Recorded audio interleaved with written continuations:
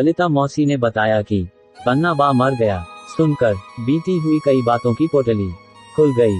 पन्ना बा कौन था? यह उस समय जब मैं 8 साल की थी नहीं जानती थी, जब वह अपना भारी भरकम शरीर और उससे भी भारी अपनी आवाज में ताली बजा बजा कर आय हाय गोटी की मम्मी खोली का शगुन दे दो, तेरी बेटी राजरानी बनेगी, तेरा बेटा बड़ा आदमी बनेगा, तू भी नाती पोतों के साथ सुख के झूले झूलेगी। सच कहूँ तो तब मैं डर कर अपने किचन में जा छुपती थी। उसकी अजीब सी वेशभूषा, मर्दानी आवाज और जनाना पहनावा कुतूहल का कारण था हम बच्चों के लिए। पान से रंगे होंठ और किनारों से निकलती पिक, मेहंदी से रंगे कहीं सफेद कहीं काले कहीं लाल बाल, बेतरबीत और कभी संवारे हुए।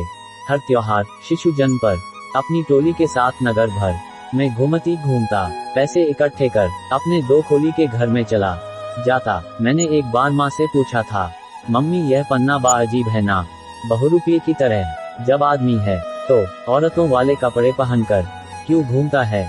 माँ ने डपट दिया था, खबरदार किसी और से कभी ये प्रश्न मत पूछ बैठना। मेरे नन्हे मन को कोई उत्तर नहीं मिला और जिज्ञासा जस की तस। अब क्या करूं? बाल मन जिस बात के लिए जितना मना किया जाए उस तरफ उतना ही भागा। अपनी कुछ समझदार सहेलियां, जिन्हें मैं समझदार समझती थी क्योंकि वे थोड़ा व्यवहारिक ज्ञान भी रखती थीं, और मैंने तो अपने आप को कई बातों में नीरा मूर्ख ही पाया। मैं भली और मेरी किताबें भली, सो उनसे पूछा ऐसा क्यों? वे बड़ी ज्ञानी सहेलियां मुझे बोली, वह किन्न है। मैंने सोचा कि लो अब नई मुसीबत यह है, किन्न क्या होता है, लेकिन पूछती तो मूर्ख साबित हो ही जाती उनके सामने, तो अपनी इज्जत बचाने और ये बताने के लिए कि थोड़ा बहुत ज्ञान मुझे भी है, बड़ा सा मुंह खोल कर बोली। अच्छा, वे मुझसे भी बड़ा मुंह खोल कर बोली। हाँ, आज सोचती हूँ तो हंसी आती है कि उस समय मेरी परम ज्ञानी सखियों को भी नहीं पता था किन्न का मतलब, पर सब अपने ज्ञान के रोग को जताने के लिए बड़े विश्वास से सिर्फ किन्न है कहकर आगे बढ़ गई थीं, मुझे कई प्रश्नों में उलझाकर, और मैं जैसी की आदत है पीछे पड़ने की, जब तक उत्तर न मिल जाए। उस समय गूगल बाबा तो थे नहीं, और न ही किताबें इतनी सुलभ, और किसी बड़े से कुछ पूछने पर डांट पड़ने का डर। बच्चों के प्रश्नों के कोई कभी सही जवाब देता कहाँ है, और वे खुद ही अपनी जिज्ञासा का समाधान उल्टे सीधे तरीकों से करने लगते हैं। मेरी जिज्ञासा भी बढ़ती जा रही थी, लेकिन कोई हल नहीं मिला। मेरी सयानी सहेलियों को तो मैं आजमा चुकी थी, लेकिन फिर वह बात दिमाग से उतर गई। खैर, पन्ना बा का घर रंगरेज गली में था और उस गली के सामने से होकर ही नदी का रास्ता था। जब हम छोटे थे तब नदी जिंदा थी और उसका कल कल बहता पानी हमें आमंत्रित करता था। छोटे से कस्बे में हर घर में नल नहीं थे, पानी की टंकियां और कुएं ही सहारा थे।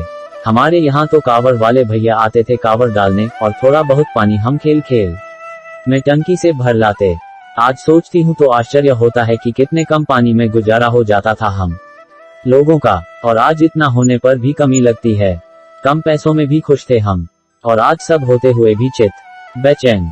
खैर, आंटी जी, मम्मी और हम बच्चों की टोली, बड़ा लाला, छोटा लाला, गुड्डू मेरा भाई और मैं, अक्सर कपड़े धोने और नहाने नदी पर जाते।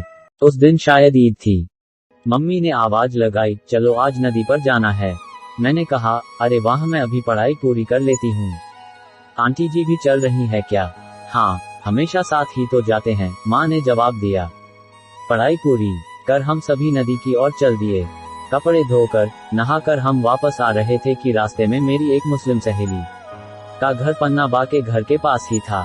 मीठी ईद थी तो उसकी मम्मी ने हमें आवाज दी। हम सब ने सोचा चलो आज तो दावत हो जाए। उसके आंगन में एक जाम का पेड़ भी था।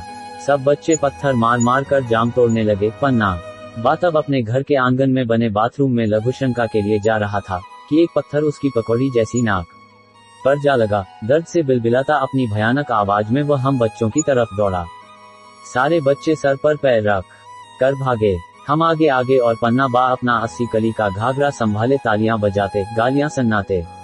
हमारे पीछे हम 3 थोड़े बड़े थे तो तेजी से भाग रहे थे, लेकिन मेरा भाई जो सबसे छोटा था पीछे रह गया। मैंने थोड़ा रुककर उसे भी मेरे साथ तेजी से दौड़ाया कि कहीं आज पकड़ में आ गए तो बेटा खैर नहीं। ये अपने चौड़े थाली जैसे हाथ का एक रैप्टा दे हमारे दिमाग की नसों को झन्ना देगा।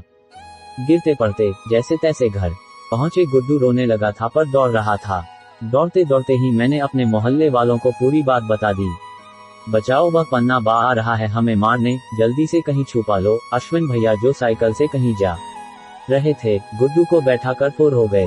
मेरी जान में जान आई। भागते भागते दोनों लाला हमारे घर के गलियारे में रखी 2 कोठियों में कूद गए और मैं अपने चिरपरिचित किचन स्टैंड के नीचे। माँ पापा कुछ समझ पाते इससे पहले ही हौंकता हुआ पन्ना बा हमारे घर की ब्योडी पर खड़ा था। उसकी छाती धौकनी सी चल रही थी, पर फिर भी ताली ठोक ठोक कर, गोटी कहाँ है गोटी बुलाओ। मेरी नाक फोड़ दी दुबजी तुम्हारी छोरी ने। वह किसी और का नाम नहीं ले रहा था। उस दिन मुझे पता चला कि फेमस होना भी बड़ी मुसीबत है। मेरी तथाकथित ख्याति ने मुझे बड़ी मुसीबत में डाल दिया था। पापा ने जैसे तैसे समझाया तो बोला, आया हूँ तो कुछ लेकर जाऊंगा, किन्न की नाक की कीमत चुकाओ। बाऊजी, पापा ने पैसे देकर किसकी नाक की कीमत चुकाई पता नहीं, लेकिन उस दिन के बाद से मेरे जीवन की कई मनोरंजक घटनाओं में ये घटना भी जुड़ गई। मेरे साथ कुछ हालत ऐसे हो जाते हैं जो मेरे साथ साथ औरों को भी याद रहते हैं। टाउन मोहल्ले वालों ने बहुत दिनों तक चिढ़ाया इस घटना के लिए। टारगेट मैं ही, क्योंकि सबसे मस्तीखोर मैं ही, तो कुछ ना भी करूं तो भी ठीकरा अपने ही सर फूटता। फिर सोचती फेमस होने की कीमत तो चुकानी ही पड़ती है। हा। खैर, फिर तो समय गुजरता गया। शायद कई साल मैं भी भूल गई, और वह तो भूल ही गया होगा। छोटा सा कस्बा, उसकी सबसे बोलचाल और जान पहचान। कोई घर ऐसा नहीं जहां वह नाम ले लेकर सबसे बात न करता हो। कई सालों बाद जब उसे पता चला कि मैं कॉलेज में पढ़ाती हूँ, तो एक दिन सामने से आते हुए बड़े अदब से उसने मुझे नमस्ते किया था और मेरे पढ़े लिखे रूप से वह थोड़ा भयभीत भी हुआ, ऐसा मुझे लगा। अथर्व को लेकर पहली बार जब मायके आई, तो एक दिन अचानक पन्ना बा सामने मिल गया। अपने चिर परिचित अंदाज में ताली ठोक बोला, आय हाय गोटी रानी, इतनी बड़ी हो गई, बहनजी शादी में भी नहीं बुलाया, बाहर जाकर शादी कर दी। इसकी शादी में 2-4 बन्ने बन्नी गा देते, शगुन हो जाता। नहीं मानते नेग, बुला तो लेती। अब माँ बन गई है तो जरूर नेग लूंगी और गीत भी गाऊंगी। फिर अचानक पता नहीं क्या हुआ, जो अपने 80 कली के घाघरे के जेब से 10 का एक नोट निकाल कर अथर्व के हाथ में रख बोला, जीते रहो लल्ला, खूब नाम रोशन करो। कहते कहते उसकी आंखों में आंसू आ गए। मैं और माँ कुछ कहते उससे पहले वह पल्ले से अपनी आंख पोंछता चला गया। पहली बार किसी किन्नर को किसी को पैसे देते देखा।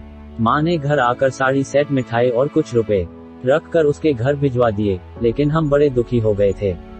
इधर फेसबुक पर किन्नर की मौत पर उसकी लाश की जूतों से पिटाई की खबर पढ़ ही रही थी कि पता चला पन्ना बा मर गया। सोचकर ही रोंगटे खड़े हो गए कि उसकी लाश के साथ भी यही सब हुआ होगा। कैसा जीवन प्रभु, कितनी यातना, अपने ही शरीर से घिन की हद तक बेगानापन। कैसे किसी इंसान का मन स्वीकारे मर्दाना आवाज, लेकिन कपड़े और श्रृंगार करने का मन औरतों की तरह, दाढ़ी मुछों का उगना पुरुष की तरह और शरीर का विकास स्त्री की तरह। कोई काम पर रखे नहीं, कोई माता पिता इस अभिशाप को साथ रखने को राजी नहीं, कोई नौकरी नहीं, कोई पढ़ाई नहीं। बेचारा मनुष्य जिए भी तो कैसे देह से परे हो, फिर भी जीता है एक किन्नर, देह का भान है भी, और नहीं भी हो तो भी क्या। सारी लाज शर्म सब त्याग, कितने साहस के साथ निकलता है शगुन गाने, पैसा मांगने, अश्लील हरकतों, व्यंग्य बाण, व्यर्थी मुस्कानों और दुत्कारों को सहन करता हुआ भी अपनी जिजीविषा को जिंदा रखे हुए एक इंसान ही तो है। अगर यह वरदान की किन्न की दुआ की कोई होड़ नहीं और उसकी बद्दुआ का कोई तोड़ नहीं उनके साथ नहीं होता, तो प्रकृति के इस अभिशाप को झेलता यह वर्ग किस तरह जिंदा रहता। पन्ना बा भी अपने इसी वरदान का सहारा ले सब्जी वाले से सब्जी, किराने से किराना और सारी जरूरत की चीजें इकट्ठी कर लेता था। क्या करता, शायद समाज के निर्माण काल में किसी संवेदनशील व्यक्ति ने ही उनके जीवन यापन की यह व्यवस्था कर दी होगी, क्योंकि इंसान किसी से डरे न डरे, दुआ और बददुआ का डर हर युग में हर ज्ञान पर भारी है।